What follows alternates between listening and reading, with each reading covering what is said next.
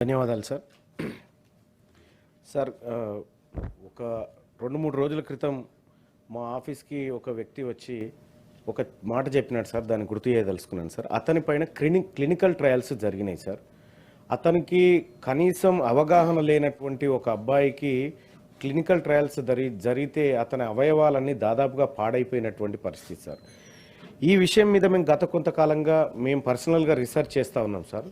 చేస్తున్నటువంటి క్రమంలో మాకు కొన్ని కంపెనీల శాంపిల్స్, తర్వాత వాళ్ళ బయో రిజల్ట్స్, వీటన్నిటినీ మేము పరిశీలించినటువంటి పిదపల ఇంకా కొంత సమాచారం కోసం, అంటే ప్రజా ప్రయోజనార్థం కొంత సమాచారం కోసం హెటిరో డ్రగ్స్ వాళ్ళకి ఒక లేఖ రాయడం జరిగింది సార్, త్రూ మన గవర్నమెంట్ ద్వారా. కానీ వాళ్ళు ఇప్పటి వరకు ఆ సమాచారం ఇవ్వకుండా చాలా రోజుల నుంచి, ఎప్పుడు సార్ నేను దాదాపు 4 నెలల క్రితం నుంచి ప్రయత్నం చేస్తూ ఉన్నా. రైట్ టు ఇన్ఫర్మేషన్లో పెట్టినా ఇవ్వట్లేదు, ఎక్కడ పెట్టినా ఇవ్వట్లేదు సార్. ప్రధానంగా ఏంటంటే సార్, నాకు తెలిసినటువంటి విషయం ఏంటంటే, ఆ విషయం కనుక బయటకు వస్తే అమెరికానే షేక్ అయ్యే పరిస్థితి అనిపిస్తూ ఉంది సార్ నాకైతే. ఎందుకంటే గత కొన్నేళ్ళుగా జరుగుతున్నటువంటి ఒక చీకటి వ్యవహారం ఇందులో దాగినట్టుగా నా దృష్టికి వచ్చింది సార్.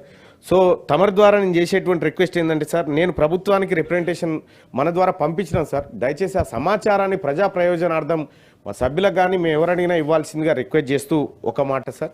ఇంకొక చిన్న మాట ఏంటంటే సార్, చాలామంది ఈ సభ దిక్కు చూస్తూ ఉన్నారు సార్. ఎందుకంటే ఇక్కడ జరుగుతున్నటువంటి చర్చ తెలంగాణ ప్రజలకు నిజంగా ఇక్కడ మా చర్చ జరుగుతూ ఉంది, ఇక్కడ మంచి వాతావరణంలో అనేటువంటి ఒక ఆశ కలుగుతూ వాళ్ళు చాలామంది కూడా వాళ్ళ ఇష్యూస్ షేర్ చేస్తూ ఉన్నారు సార్.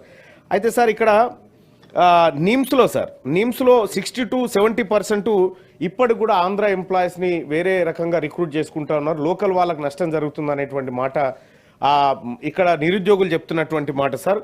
సో వాళ్ళు చాలా రోజుల నుంచి రిక్వెస్ట్ చేస్తూ ఉన్నారు సార్, పారామెడికల్ అన్ఎంప్లాయిడ్ యూత్ దయచేసి లోకల్ వాళ్ళతో రిక్రూట్ చేసుకోవాలనేటువంటి మాట వాళ్ళు ఒకటి చెప్తా ఉన్నారు సార్. ఇక ఇంకొక విషయంలో sir, government junior college and degree కాలేజ్లో rule 10A act of 1994 and issued GO Void number GO MS number 16. Accordingly, writ petition was filed so and so sir. అయితే further they are requesting to recruit the vacant post 5,200 in the cadre of lecturers in.